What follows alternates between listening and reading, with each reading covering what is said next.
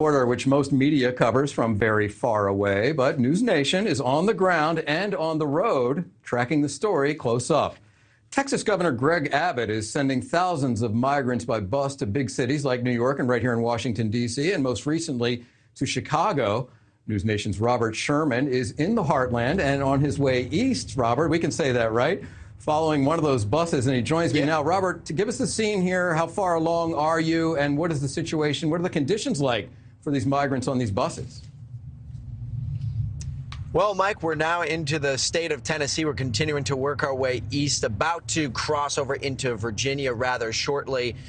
We've been at this for well over 1,000 miles, and the journey has just continued on here. I will tell you this, though, Mike, we have learned a lot of things accompanying these migrants on this journey. One is that not every migrant is going to finish the journey to Washington, D.C.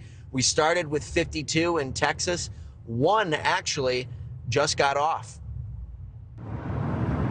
Rolling on through the dead of night with all passengers aboard asleep, the migrant bus carved through the state of Texas into the American Southeast. Over 1,000 miles into the U.S., and all 52 migrants were accounted for. But that changed outside Nashville, Tennessee. One migrant, Josmar Alvarado from Venezuela, decided to hop off the bus. It's been a month and 1 day since I left home, and I just want to be with my family as soon as possible. Alvarado says he's been politically targeted in his home country for not supporting the Venezuelan regime, so he is seeking asylum in the U.S. He's been permitted to stay in the U.S. as his case processes and is trying to get to his family in New Jersey.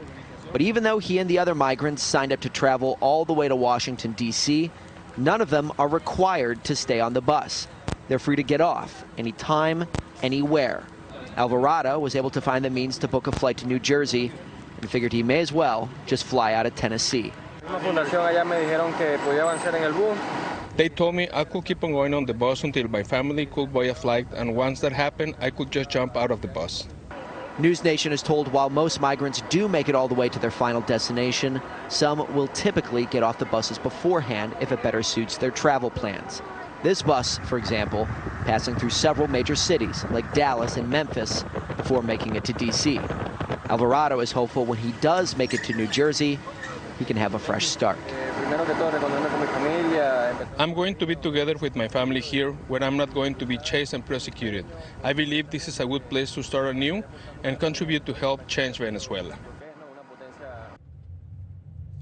Still have a ways to go in this journey, Mike. The city of Washington, D.C. and some of the organizations are actually unable to accept any migrants between the hours of 10 p.m.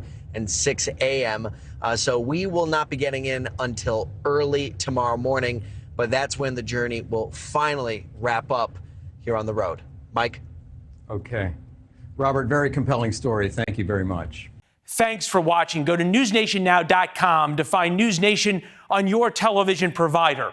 And don't forget to subscribe. Click the red button to get more of NewsNation's fact-driven, unbiased coverage.